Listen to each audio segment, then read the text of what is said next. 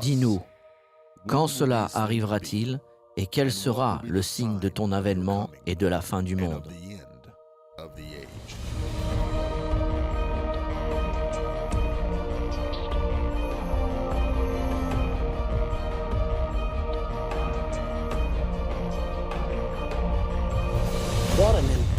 Quel sujet important nous avons aujourd'hui? La Troisième Guerre mondiale. La question n'est pas s'il y aura une Troisième Guerre mondiale, c'est dans votre Bible. Il n'y a pas un dixième de % de chance pour que cela ne se passe pas. Une autre guerre mondiale va arriver et elle sera la plus grande guerre mondiale de tous les temps. Pour que vous puissiez voir la prophétie de vous-même, regardons-la maintenant. Elle se trouve dans Apocalypse au chapitre 9, au verset 15.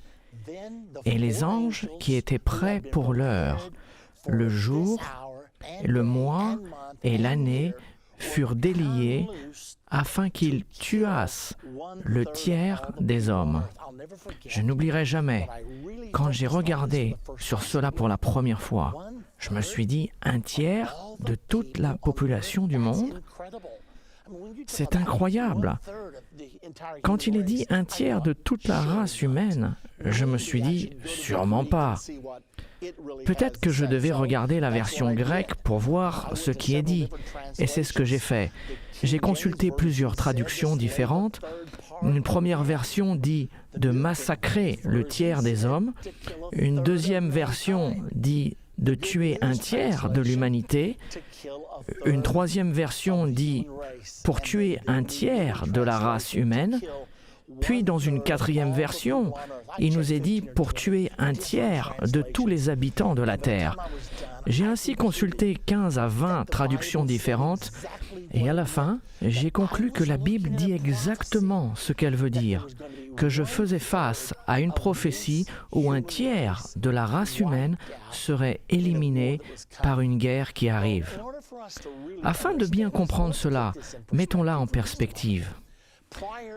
Avant le XXe siècle, il n'y a pas eu une guerre de plus de 1 million de morts. Puis est venue la Première Guerre mondiale, 1914-1918, 8,2 millions de morts. Ils l'ont appelée la Grande Guerre. Ils l'ont appelée la Première Guerre mondiale. Et ils ont dit plus jamais une telle chose. 6000 ans et pas une seule guerre avec plus de 1 million de morts. Et soudain, nous avons cette horrible guerre avec 8,2 millions de morts. Ils ont fondé la Ligue des Nations avec l'espoir d'empêcher qu'une chose pareille ne se répète. Et qu'est-ce qui s'est passé? 20 ans plus tard, la Deuxième Guerre mondiale. Et cette fois-ci, il n'y a pas eu 8,2 millions de morts, mais 52 millions de personnes ont péri. C'est comme si quelque chose s'était désaxé dans le cœur humain. Comment pouvons-nous mettre fin à ceci? Puis nous avons fondé les Nations Unies, espérant avoir résolu le problème. Mais j'ai la triste tâche de vous dire que ce n'est pas résolu. Il y a une autre guerre qui arrive et celle-ci ne serait pas de 8 millions de morts, ni de 52 millions de morts. Cette guerre qui arrive va causer 2,2 milliards de morts. Je vous parle de 40 fois plus que la Deuxième Guerre mondiale. La pire de toutes les guerres. Je ne peux pas vous dire exactement quand elle aura lieu. Je pense qu'elle pourrait arriver cette année. Vous le verrez alors que nous continuons.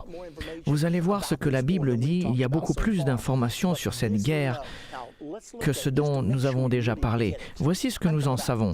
Examinons-la pour être sûrs que nous la comprenons bien.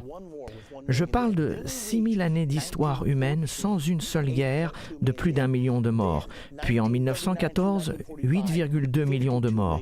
Puis en 1939, en 1945, 52 millions de morts. Et la prochaine guerre mondiale, la troisième guerre mondiale, sera de 2,2 milliards. C'est une situation extrême.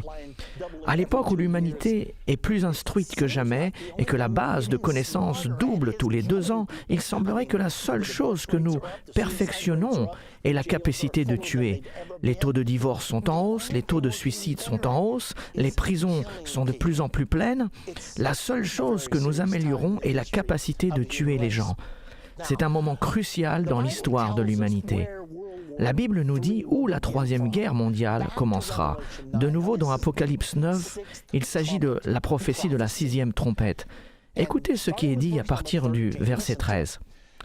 Le 6e ange sonna de la trompette, et j'entendis une voix venant des 4 corps de l'autel d'or qui est devant Dieu, et disant au 6e ange qui avait la trompette, « Délie les 4 anges qui sont liés sur le grand fleuve d'Euphrate, et les 4 anges qui étaient prêts pour l'heure, le jour, le mois et l'année, furent déliés afin qu'ils tuassent le tiers des hommes. » De quoi parlons-nous ici?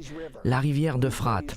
L'Euphrate se trouve au Moyen-Orient et ces anges ont été liés dans le fleuve d'Euphrate. Les anges sont des esprits. La Bible nous dit que les anges sont des esprits serviteurs pour nous qui sommes les héritiers du salut. Mais ces anges-ci ne sont pas de bons anges. Vous savez qu'un tiers des anges se sont rebellés avec Satan et ainsi un tiers des anges sont des mauvais anges. Ceux-ci font partie de ces mauvais anges. Comment en sommes-nous sûrs? Parce qu'ils sont liés dans le grand fleuve d'Euphrate. Mais quand ils seront déliés, leur mission sera de tuer un tiers de l'humanité. Maintenant, voyons où se trouve le fleuve l'Euphrate. L'Euphrate commence en Turquie, dans le nord. Puis il traverse la Syrie. Il pénètre la frontière nord de l'Irak. 60 à 70% de l'Euphrate se trouve en Irak, où nous avons nos troupes postées en ce moment. La guerre fait rage le long de l'Euphrate depuis l'année 2003, depuis notre invasion de l'Irak. Et finalement, l'Euphrate se termine dans le golfe Persique. La Bible indique que c'est de là que la troisième guerre mondiale émanera. Si cela est vrai, il semblerait qu'elle soit sur le point d'éclater si ce n'est pas déjà fait. Regardons sur cette carte. Vous pouvez la voir sur votre écran. Remarquez que la ligne jaune commence dans le nord, en Turquie. Elle passe par la Syrie, au travers de l'Irak, puis passe à environ 80 km de l'Iran. Nous avons un conflit avec l'Iran qui est en cours. Nous avons la guerre qui continue en Irak. Quoi qu'ils essayent de nous dire qu'elle est presque finie, les bombardements continuent tous les jours. Puis en remontant la région, vous avez l'Afghanistan et le Pakistan. La Bible prophétise que la troisième guerre mondiale commencera dans cette partie du monde. Elle ne sera probablement pas contenue uniquement à cet endroit, car pour tuer 2,2 milliards de personnes, il va falloir atteindre une plus grande partie du monde. La population mondiale est de 6,8 milliards de personnes actuellement. La question est donc, qui participera à cette guerre? Nous savons que Mao Tse-tung, le défunt dirigeant de la Chine, s'était vanté dans son journal qu'il pourrait organiser une armée de 200 millions. Le verset 16 de cette prophétie dit le nombre des cavaliers de l'armée était de 200 millions. Et j'en entendis le nombre. C'est plutôt incroyable que cet homme irreligieux et athée ait cité le même chiffre qui se trouve dans le verset 16 du 9e chapitre du livre de l'Apocalypse. Il dit, nous pouvons mettre en place 200 millions de soldats. La Bible dit qu'il s'agit du nombre des cavaliers. Cela signifie-t-il que la Chine fera partie de cette guerre? C'est fortement probable, mais on ne peut pas en être certain, car il existe au moins 2 autres entités sur Terre en ce moment qui sont capables de mettre en place 200 millions de soldats. Nous savons que le monde islamique a une population de 1,5 milliard. La population de la Chine est de 1,3 milliard. Ainsi, si le monde islamique s'unissait et commençait à combattre, il pourrait former une armée de 200 millions. L'Inde compte environ 1,1 milliard d'habitants et pourrait donc mettre autant de soldats sur les champs de bataille. Or, l'Inde ne semble pas être aussi impliquée dans les affaires du monde que les islamistes ou que même la Chine. Nous ne pouvons pas ignorer l'islam, car la Bible nous dit que cette guerre émanera de l'Euphrate. Et chaque centimètre de ce fleuve est sous le contrôle des nations islamiques en ce moment même. Donc, qui pourrait être engagé dans cette guerre? Les États-Unis sont presque sûrs d'y être impliqués, puisque nous avons aujourd'hui 145 000 soldats combattants sur toute la longueur de l'Euphrate. En plus, les États-Unis d'Amérique possèdent la capacité nucléaire pour tuer 2,2 milliards de personnes. Il faut beaucoup d'armement pour tuer 2,2 milliards de personnes. Imaginez-vous, la plus grande guerre que nous avons déjà eue sur cette planète a tué 52 millions. Il s'agit donc de 40 fois plus que la Deuxième Guerre mondiale. Elle sera définitivement nucléaire, j'en ai aucun doute. La chose suivante que nous aimerions savoir est quand est-ce que la Troisième Guerre mondiale aura-t-elle lieu? Avons-nous une idée? En fait, l'Écriture nous indique quand cela va se passer. Elle doit se passer avant la Grande Tribulation. La Grande Tribulation commencera 3 ans et demi avant la bataille d'Armageddon et la deuxième venue de Jésus-Christ. Je sais qu'un grand nombre de personnes disent « Je pensais que la Grande Tribulation était 7 ans avant la bataille d'Armageddon », mais c'est une erreur. Permettez-moi de vous donner les Écritures car certains d'entre vous peuvent être intéressés, surtout si toute votre vie vous avez cru que la Grande Tribulation durerait 7 ans. Laissez-moi vous donner les Écritures qui nous disent explicitement que la grande tribulation durera 3 ans et demi. Si vous voulez une tribulation de 7 ans, eh bien je pense que vous pouvez l'avoir, mais la Bible enseigne que sa durée est de 3 ans et demi, et ce sera suffisamment long. Daniel 7, 25. La petite corne, l'Antichrist, fait la guerre contre les saints pendant un temps, des temps et la moitié d'un temps. Un temps signifie 1 an, des temps signifie 2 ans et la moitié d'un temps signifie la moitié d'un an. Comment je le sais? Parce qu'une prophétie dit exactement la même chose, seulement elle décrit les temps d'une autre manière. Apocalypse 13 au verset 5 nous parle au sujet de l'Antichrist. Et le pouvoir fut donné à la bête pour agir pendant 42 mois. Et il lui fut donné de faire la guerre aux saints et de les vaincre. Ainsi, dans Daniel 7, 25, il est dit un temps, des temps et la moitié d'un temps.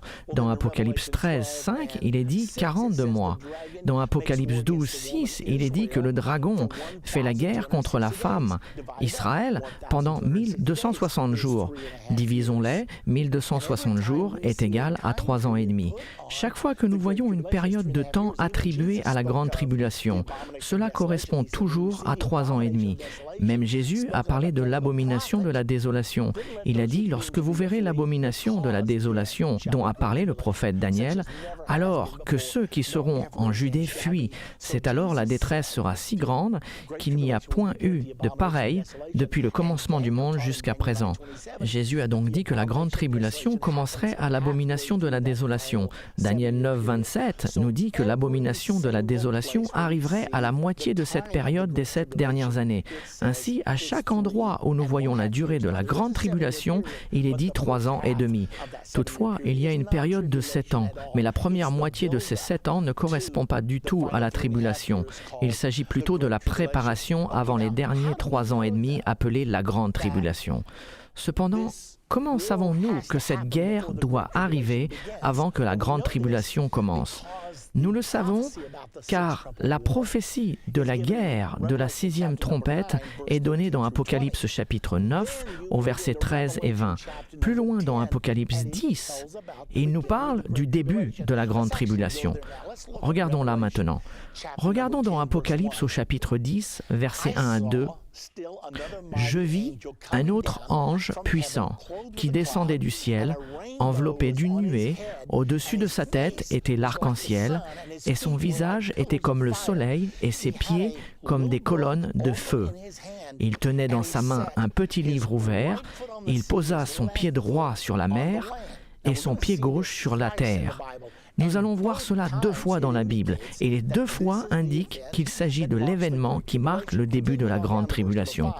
Continuons dans les versets 5 et 6. « Et l'ange que je voyais debout sur la mer et sur la terre leva sa main droite vers le ciel et jura par celui qui vit au siècle des siècles, qui a créé le ciel et les choses qui y sont, la terre et les choses qui y sont, et la mer et les choses qui y sont, qu'il n'y aura plus de temps. » Il nous est donc dit qu'il n'y aura plus de temps. Nous savons que ce n'est pas une traduction exacte, car nous voyons que dans le chapitre 11, il commence à parler d'une autre période de 3 ans et demi. Et plus loin, dans le livre d'Apocalypse, il nous est parlé d'une période de 1000 ans. Ainsi, quand il dit qu'il n'y aurait plus de temps, la version Darby dit qu'il n'y aurait plus de délai, et toutes les traductions sont conformes avec celle-ci. Il est tout simplement dit que nous sommes arrivés à un carrefour, que nous avons atteint un tournant. Après avoir vu cela, vous verrez la chose suivante dans Apocalypse au chapitre 11. Vous verrez une prophétie concernant la mesure du temple, qui nous dit que le temple sera piétiné par les païens durant les 42 mois suivants. Elle nous donne donc un délai. Vous avez cet ange se tenant avec un pied sur la mer et avec un pied dans la terre, déclarant qu'il n'y aurait plus de délai, et aussitôt nous entrons dans les 42 derniers mois. Et le verset 3 d'Apocalypse 11 nous dit que les 2 témoins de Dieu commencent leur ministère pour 1260 jours. Chacun de ces 2 passages dit qu'à partir d'un moment où l'ange se tient avec un pied sur la mer et un pied sur la terre, c'est là où commencent les 3 dernières années et demie, et nous savons que c'est là que commence la grande tribulation. Vous avez donc la guerre de la 6e trompette, la 3e guerre mondiale dans le chapitre 9. Vous avez le début de la grande tribulation dans le chapitre 10, puis vous avez les 3 dernières années et demie dans le chapitre 11. Et le chapitre 11 culmine avec le son de la 7e trompette, la dernière trompette. Le verset 15 nous dit que le royaume de ce monde est remis à notre Seigneur et à son Christ. Cet événement est également mentionné dans l'Ancien Testament dans Daniel chapitre 12. Remarquez les similarités que nous avons ici, au verset 1. « En ce temps-là se lèvera Michaël, le grand chef, le défenseur des enfants de ton peuple. » Il s'adresse à Daniel et au peuple d'Israël.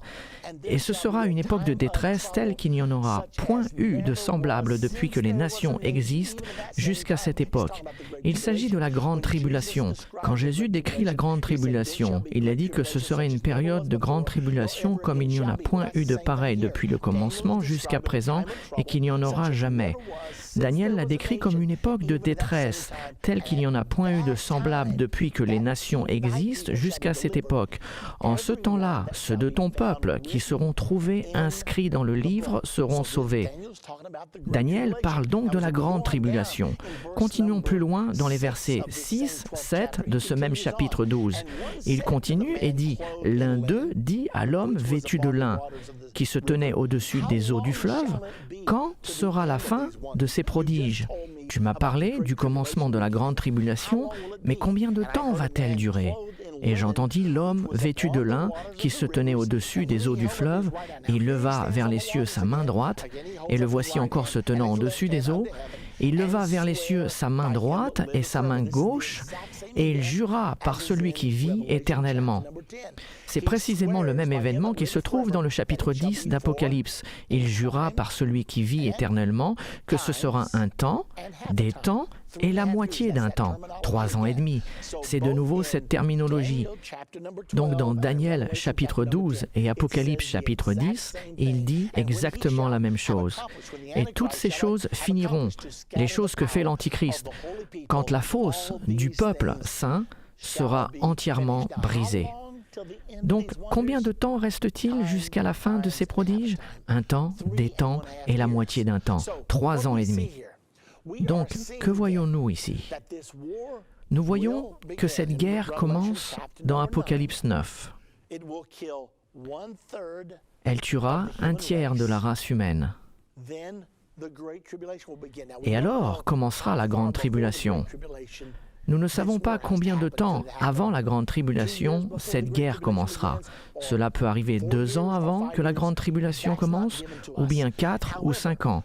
Cela ne nous est pas donné. Cependant, nous pouvons avoir un aperçu de comment ces choses vont arriver. Regardons probablement l'ordre dans lequel ces prophéties vont se dérouler, car j'ai beaucoup parlé de choses qui ne vous sont peut-être pas familières. Regardons rapidement la chronologie des événements et comment ils vont se dérouler. Nous savons que la guerre de la sixième trompette aura lieu. Et soit juste avant ou après, doit se passer un acte de paix dans le Moyen-Orient. La Bible appelle cela la confirmation de l'alliance.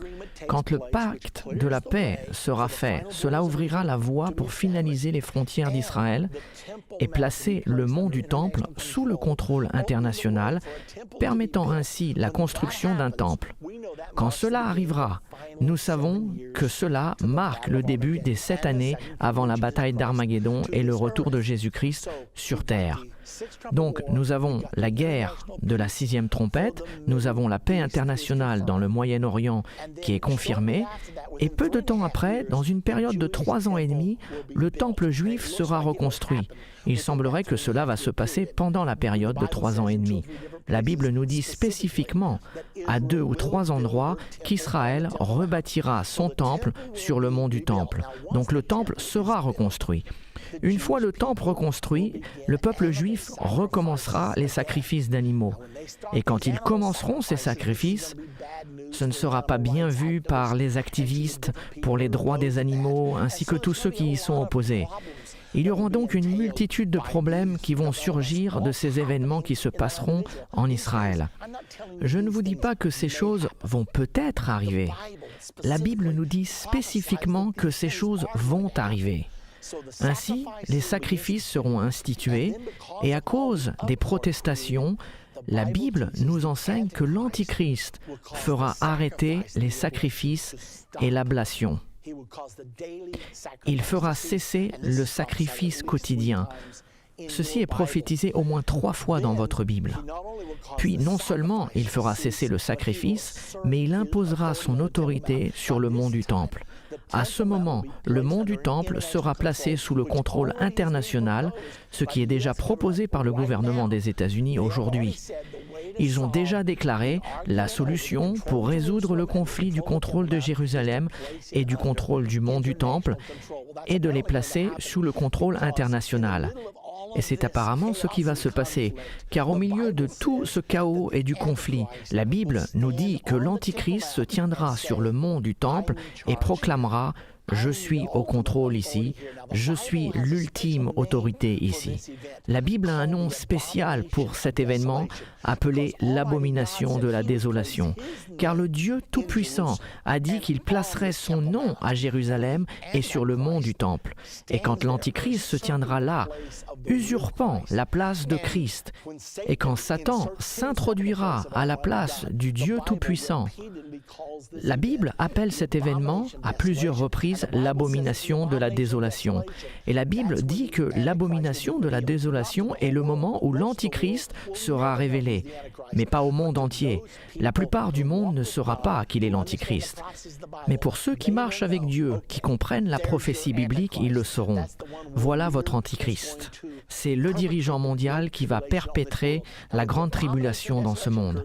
Quand l'abomination de la désolation prendra place, souvenez-vous de ce que Jésus a dit. Lorsque vous verrez l'abomination de la désolation, la détresse sera si grande qu'il n'y en a point eu de pareil depuis le commencement du monde et qu'il n'y en aura jamais. Quand la grande tribulation commencera, c'est à ce moment-là que la marque de la bête sera instituée. C'est là que chaque personne sur terre sera forcée de prêter serment à l'Antichrist et à son gouvernement mondial. C'est alors que tout le monde sera obligé d'avoir une marque ou un numéro afin de pouvoir acheter ou vendre. Et cela va durer pendant 3 ans et demi, la période de la grande tribulation du règne de l'Antichrist. Souvenez-vous, Apocalypse 13, 5, le pouvoir fut donné à la bête pour continuer 42 mois et tout culminera finalement à la bataille d'Armageddon. Nous avons fait ici une vue d'ensemble des prophéties et comment elles s'assemblent toutes. Dans notre prochaine partie de la 3e guerre mondiale, nous découvrirons qui participera. Je suis intéressé par cela. Et à quoi ressemblera le monde après qu'un tiers de l'humanité aura été détruit? Quand 2,2 milliards seront morts, on devra les enterrer avec des bulldozers. Et après cela, que se passera-t-il?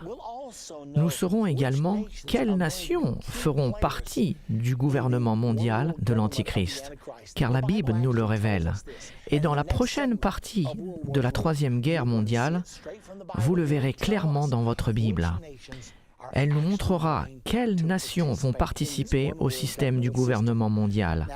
Ce qui est peut-être même plus important, c'est que nous allons apprendre ce qui va se passer avec les États-Unis d'Amérique et ce qui va se passer avec la nation d'Israël.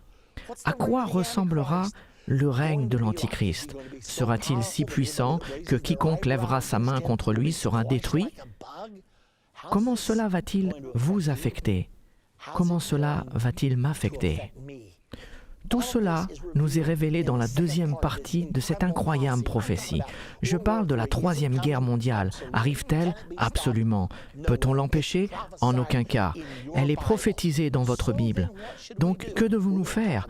Nous allons aussi en parler, car il est important pour vous et moi de savoir exactement ce que nous devons faire. Ce sont des informations cruciales pour nous tous. Donc, quoi que vous fassiez, ne manquez pas la prochaine partie de la Troisième Guerre mondiale. Dans cette partie de la Troisième Guerre mondiale, nous allons découvrir à quoi ressemblera le monde lorsqu'un tiers de l'humanité, soit 2,2 milliards de personnes, aura été tué. Nous allons également découvrir ce qui arrivera aux États-Unis et à la nation d'Israël après cette guerre. Nous allons aussi apprendre qui seront les principaux membres du gouvernement de l'Antichrist. Cette leçon sera donc incroyablement importante. Afin de pouvoir continuer plus loin, révisons rapidement ce que nous avons étudié dans la partie précédente au sujet de l'ordre des événements de la fin des temps. Nous allons les survoler rapidement.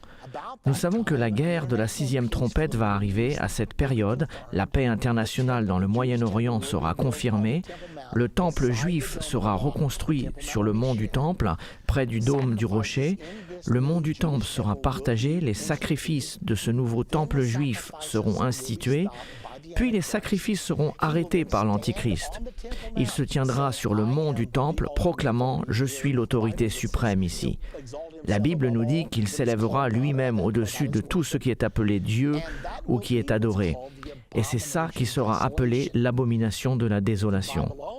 La Bible dit également que ce sera la révélation de l'Antichrist. C'est de cette façon que ceux qui comprennent les prophéties seront sûrs que c'est lui. C'est ainsi le début des 3 dernières années et demie appelées la Grande Tribulation. C'est pendant ces 3 dernières années et demie que la marque de la bête sera instituée. Il s'agira d'une marque ou d'un numéro que chacun sera forcé d'accepter. Sinon, ils ne pourront ni acheter ni vendre, ce qui signifie qu'ils ne pourront probablement pas travailler.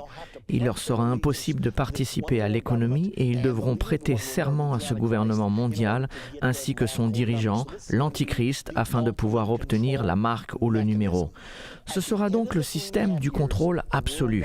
À la fin des 3 ans et demi, le système du gouvernement mondial s'efforcera d'envahir la nation d'Israël, déclenchant ainsi la bataille d'Armageddon. Naturellement, c'est à Armageddon que Jésus reviendra sur terre pour combattre les armées du gouvernement mondial, les anéantir et établir son royaume, un royaume qui ne passera jamais et qui ne sera jamais détruit. J'aimerais vous parler au sujet de quelque chose qui est très important. Nous voulons savoir si la Troisième Guerre mondiale aura lieu avant ou après le pacte de paix dans le Moyen-Orient. Nous savons que la Bible nous donne une prophétie avec une date et que cette prophétie sera la confirmation de l'alliance d'Abraham qui dit qu'il y aura un accord pour la paix entre la communauté internationale et Israël, probablement avec la participation des Palestiniens. Et quand ceci sera conclu, le mont du Temple sera sous un accord de partage sous le contrôle international. Et quand cet accord sera conclu, la Bible nous dit qu'il y restera 7 ans avant la bataille d'Armageddon. Donc la grande question est, cette guerre qui va tuer un tiers de l'humanité, la Troisième Guerre mondiale, aurait-elle lieu avant ou après l'accord de paix? Je pense que la guerre arrivera avant, car j'ai du mal à croire que nous allons voir 2,2 milliards de personnes massacrées en même temps que la signature d'un pacte de paix ainsi que la reconstruction du troisième temple en Israël. Pour cette raison, Je me dis que cette guerre éclatera juste avant que toutes ces choses aient lieu. Et à la suite de cette guerre, il y aura un grand cri de détresse. Pouvez-vous imaginer 2,2 milliards de morts, ce qui produira un tel cri pour la paix sur Terre que l'on instaurera la paix dans le Moyen-Orient. Je peux entendre les dirigeants du monde dire « Peu importe ce que vous dites, nous en avons assez de cette aberration, nous allons détruire la Terre entière si jamais cela se reproduit. Il nous faut donc faire la paix. » Quand soudainement, l'Antichrist viendra au pouvoir par le biais des 2,2 milliards de morts, il sera l'homme avec les réponses. Il prendra le pouvoir et la plupart du monde pensera que c'est une bonne chose. Quelle sera la cause de cette guerre? Pourrait-elle être une autre attaque terroriste sur les États-Unis? Peut-être que cela déclenchera la guerre. Nous savons que les rumeurs courent en ce moment qu'Israël pourrait attaquer l'Iran. L'Iran est engagé dans le développement de la technologie nucléaire. Israël sait qu'une seule bombe détruirait leur nation et le président de l'Iran l'a dit à plusieurs reprises qu'Israël serait effacé de la carte. Israël doit penser, devrions-nous attaquer ou pas? Certaines personnes disent que les États-Unis devraient le faire pour Israël. La communauté internationale semble incapable, impuissante de faire quoi que ce soit. Il y a eu une citation publiée dans le Jerusalem Post du 30 août 2008. C'était une déclaration faite par le général en chef du personnel de l'Iran. Il a dit « Si jamais Israël ou les États-Unis attaquaient l'Iran, ce serait le commencement d'une autre guerre mondiale. Peut-être ce sera le début. Nous ne savons pas exactement ce qui déclenchera cette troisième guerre mondiale, mais elle va arriver. Un nombre d'historiens célèbres disent que nous sommes déjà dans cette guerre. Monsieur James Woolsey, directeur de la CIA sous l'administration du président Clinton, croit que la Troisième Guerre mondiale a commencé le 11 septembre avec l'attaque des Tours Jumelles. Thomas Friedman, le célèbre chroniqueur du New York Times, pense la même chose. Newt Gingrich, ancien président de la Chambre des représentants, a dit que la Troisième Guerre mondiale a commencé le 11 septembre. Et ils ne disent pas au monde ce qui se passe vraiment, parce que cela a déclenché la guerre contre le terrorisme. Quand cela s'arrêtera-t-il? Nous découvrons que plus nous combattons le terrorisme, plus il y a du terrorisme. Le président Bush a déclaré ce pourrait être une guerre de 30 ans. C'est comme s'ils savent ce qu'ils sont en train de faire. Et finalement, le président Bush a dit le 6 mai 2006, la révolte des passagers du vol 93 a été la première contre-attaque de la Troisième Guerre mondiale. Donc même le président George W. Bush a déclaré que la Troisième Guerre mondiale a réellement commencé le 11 septembre. Le conflit qui sera déclenché quand son temps arrivera, il engloutira le monde entier. C'est une certitude. On ne peut pas tuer 2,2 milliards d'êtres humains sans que ce soit une guerre nucléaire. Appuyer sur les boutons nucléaires est le seul moyen de tuer autant de monde. Les missiles nucléaires vont voler. La question suivante est comment la guerre va-t-elle se terminer? Combien de temps va-t-elle durer? Je ne sais pas. Une fois que les missiles nucléaires vont être lancés, des nations entières seront anéanties. Je vous parle de la possibilité qu'une nation comme la Chine soit complètement détruite. Après tout, la Chine représente une réelle menace pour les États-Unis. Beaucoup de gens pensent que notre étoile est en déclin et que celle de la Chine se lève. Or, il y a un grand nombre de gens en Amérique qui ne veulent pas l'entendre. Nous n'aimons pas l'idée d'une dictature marxiste en tant que la force la plus puissante sur Terre qui restructurerait l'image du monde. Pourrions-nous donc, sous une provocation quelconque, commencer à appuyer sur ces boutons et éliminer la Chine? Après tout, nous leur devons 1,7 trillion de dollars. Ils ont menacé de nous mettre en faillite. Mais si nous éliminons la nation entière, combien lui devons-nous? On ne doit plus rien à personne. Tout est effacé. Devons-nous penser de cette façon? Certainement pas. C'est horrible de penser comme cela. Toutefois, y a-t-il des gens au pouvoir capables de penser ainsi? Bien sûr que oui. Retournons à la Première Guerre mondiale, 8,2 millions de morts. La Deuxième Guerre, 52 millions. Et le même démon persiste dans le cœur des hommes aujourd'hui. Ils pensent qu'ils ont raison, ils pensent que leur cause est bonne. Ont-ils la capacité de le faire? Oui. Comment le sais-je? Parce que la Bible dit qu'ils vont le faire. Je ne dis pas que c'est une possibilité, mais cela va arriver, mesdames et messieurs. Il n'y a aucune chance que cela ne se passe pas, car c'est dans votre Bible. C'est prophétisé et les prophéties s'accomplissent toujours. Il existe un endroit où vous pouvez être en sécurité et c'est en Jésus-Christ. Je vous en parlerai un peu plus tard, mais vous devez néanmoins y penser, car où pouvez-vous vous cacher? Nous ne connaissons pas la réponse, mais il existe un endroit sûr. Donc, à quoi ressemblera le monde dans les jours qui suivront? Nous aurons un tiers de la population du monde qui est mort, anéanti, disparu à jamais, vaporisé par l'extrême chaleur des échanges nucléaires. D'autres mourront d'une mort lente et agonisante due aux radiations nucléaires. Tout sera bouleversé. Personne ne saura où se tourner. Les structures du monde seront secouées et les États-Unis seront pointés du doigt comme responsables de la plupart des morts. À quoi ressemblera donc le monde? Croyez-le ou pas, il existe une prophétie dans la Bible qui nous le dit. C'est dans le chapitre 13 d'Apocalypse. Nous lisons au sujet du gouvernement mondial et ce passage nous parle de 3 ans et demi avant Armageddon, ce qui situe le passage après la guerre. Cette guerre doit être finie avant que la grande tribulation commence. Et la grande tribulation commence 3 ans et demi avant Armageddon. Cette écriture est 3 ans et demi avant Armageddon. Regardons-la. Il s'agit d'Apocalypse au chapitre 13, au verset 1. C'est une prophétie au sujet du gouvernement mondial, de l'Antichrist et sur l'Antichrist lui-même. Et il se tint sur le sable de la mer, puis je vis monter de la mer une bête qui avait 10 cornes et 7 têtes. Et sur ses cornes 10 diadèmes, et sur ses têtes des noms de blasphème. La bête que je vis était semblable à un léopard. Ses pieds étaient comme ceux d'un ours, sa gueule comme une gueule de lion. Le dragon, ça c'est Satan, lui donna sa puissance et son trône et une grande autorité. Et je vis l'une de ses têtes comme blessée à mort, mais sa blessure mortelle fut guérie, et toute la terre était dans l'admiration derrière la bête. Le monde entier va suivre cette bête. Qu'est-ce que cela signifie? Nous avons appris qu'une bête dans la prophétie biblique représente toujours une nation.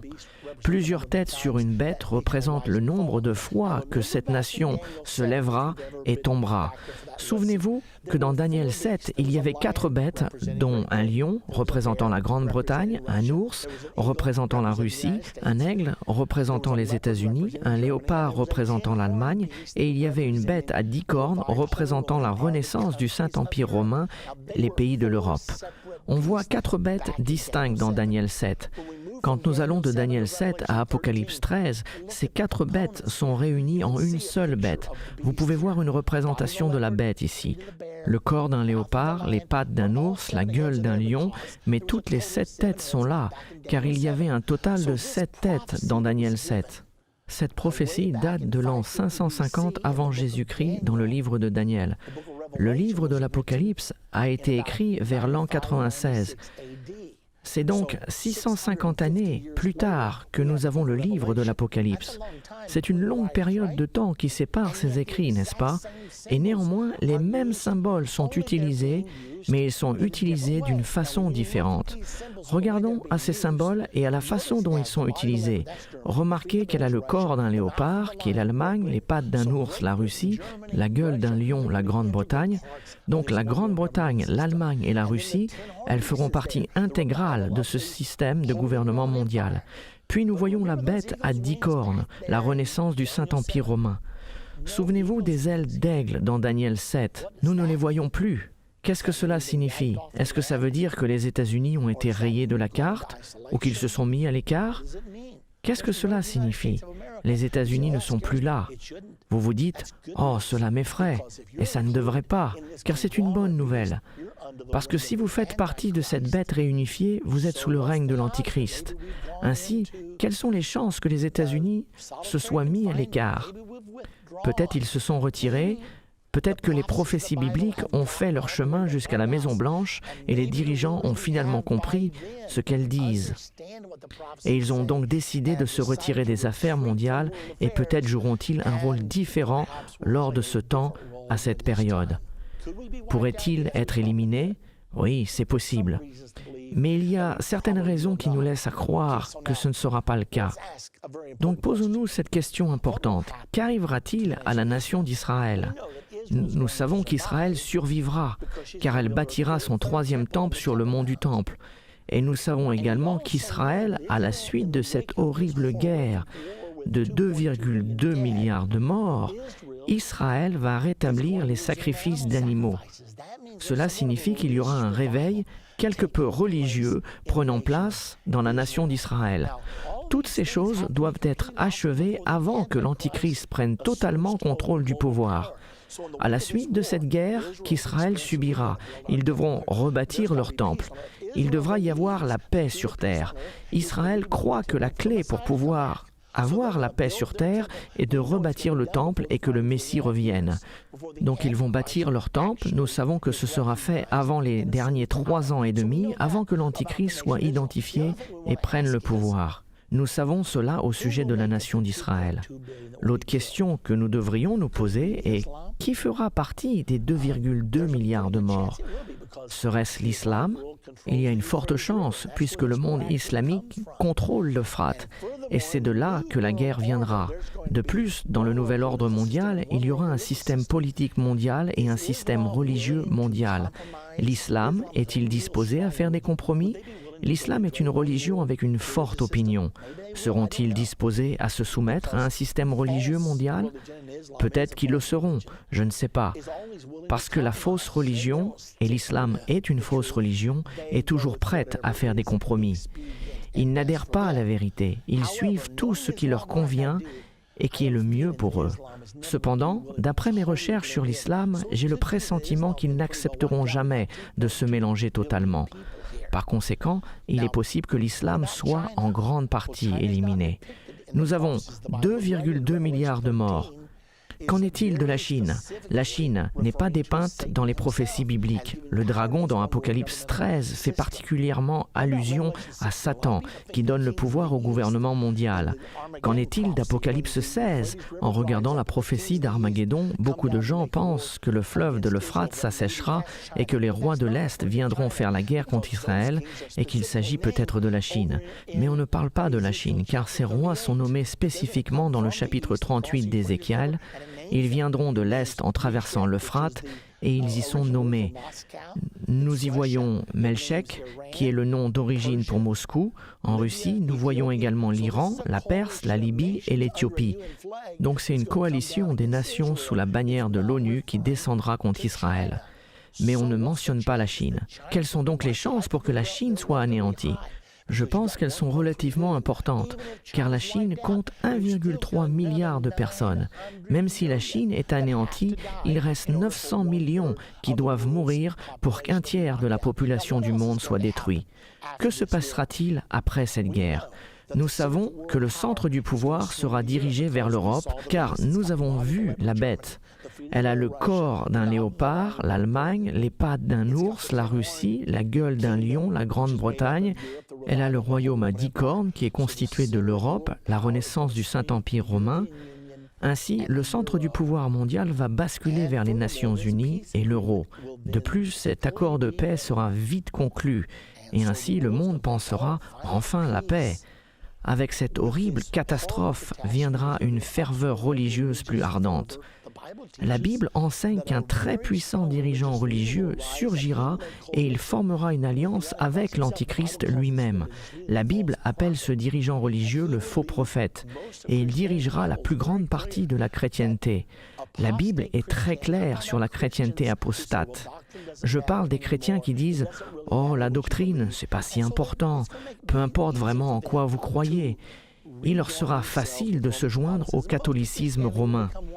et la plupart des chrétiens seront de nouveau unis et suivront la direction du catholicisme romain vers cette alliance avec ce dirigeant mondial, l'Antichrist. Et il y aura une religion universelle et un régime politique mondial fonctionnant ensemble. Et l'islam devra probablement se compromettre pour s'y joindre, sinon elle sera détruite pendant cette guerre. Nous savons aussi que cette guerre, sans aucun doute, va préparer le terrain pour permettre à l'Antichrist de venir au pouvoir. La politique et la religion formeront leur alliance qui est très clairement décrite dans le chapitre 13 d'Apocalypse. L'Église catholique romaine sera la plus puissante religion sur terre et les protestants vont coopérer avec elle. Ils vont tous retourner vers cette religion de commodité et de ferveur religieuse. Ces différences seront décrites comme la cause de la guerre et quiconque ne deviendra pas membre de cette religion universelle sera considéré comme un terroriste religieux ou extrémiste religieux. La Bible dit « ils seront persécutés en son nom ». Donc ceux qui diront « non, vous devez être chrétien afin d'être sauvés » feront partie du groupe persécuté que l'on évite, même si la Bible enseigne cela. Jésus a dit « car si vous ne croyez pas que je suis le Messie, vous mourrez dans vos péchés ». Cependant, la Bible déclare que nous devons pas être disposés à faire des compromis et dire « toutes les religions sont bien, les musulmans sont bien, les juifs sont bien, les bouddhistes sont bien ». Si c'est bon pour vous, c'est bon pour moi. C'est ce genre de pensée. Si vous n'êtes pas disposé à accepter cela, vous ferez partie de ce groupe persécuté et une religion universelle sera donc imposée. Ils en parlent déjà. Déjà, si vous essayez d'évangéliser des gens dans certains pays européens aujourd'hui, vous risquez de faire de la prison, car ils disent que l'on ne peut plus tolérer un conflit religieux. Nous devons avoir une croyance universelle et cela va devenir le système de croyance du gouvernement mondial et de la religion universelle du nouvel ordre mondial. Et alors, la marque de la bête sera instaurée, la marque de la bête sera imposée sur l'humanité afin qu'elle obéisse au décret de l'Antichrist. Maintenant, que va-t-il se passer en Amérique?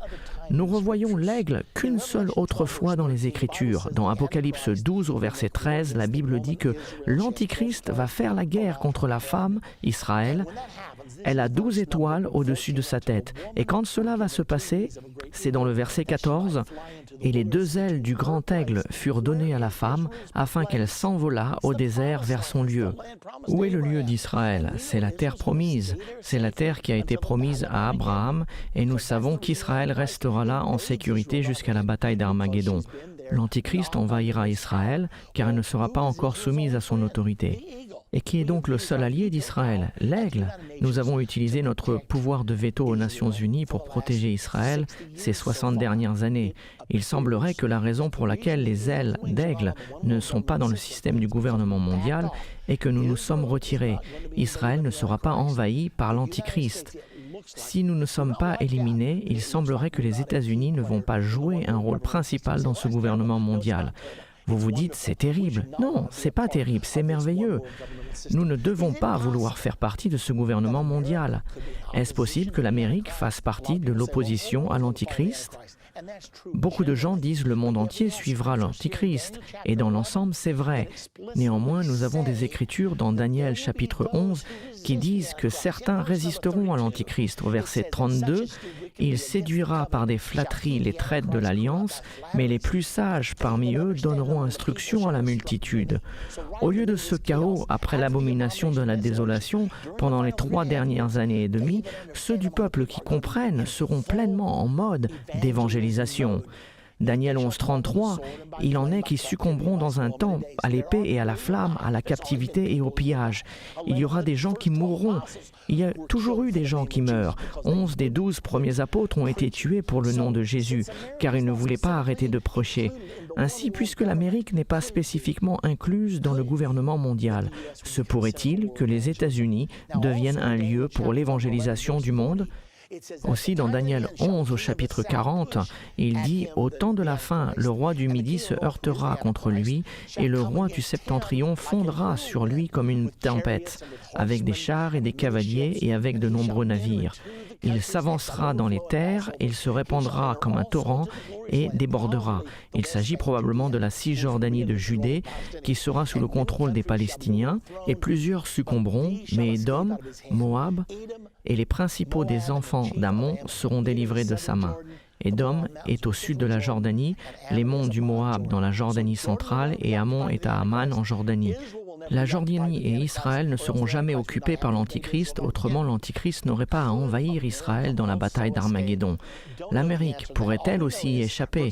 Nous ne connaissons pas la réponse. Tout ce que nous savons, c'est qu'au verset 44 du chapitre 11, il est dit « Des nouvelles de l'Orient et du septentrion viendront l'effrayer, et il partira avec une grande fureur pour détruire et exterminer des multitudes. » L'Antichrist rencontrera de l'opposition sur le plan national durant les 3 dernières années et demie. Pour ma part, j'espère qu'il s'agira des États-Unis. Puis il arrivera à la fin sans que personne lui soit en aide. La 3e guerre mondiale, elle va arriver. 1/3 de l'humanité va mourir. Donc où serons-nous en sécurité? Il n'existe qu'un endroit. Le nom de l'Éternel est une tour forte. Les justes s'y réfugient et se trouvent en sécurité. La Bible dit, si un homme ne naît de nouveau, il ne peut voir le royaume de Dieu.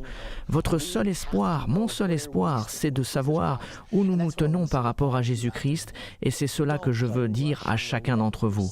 Ne jouez pas à la roulette russe avec votre âme. Étudiez la parole de Dieu, inscrivez-vous à des études bibliques, découvrez ce qui se passe, parcourez comprendre la fin de l'ère, étudiez les prophéties, car elles vont se réaliser. 1/3 de ce monde est sur le point de disparaître. Mais peu importe que cela arrive ou pas, si vous êtes prêts, vous avez la vie éternelle d'une manière ou d'une autre.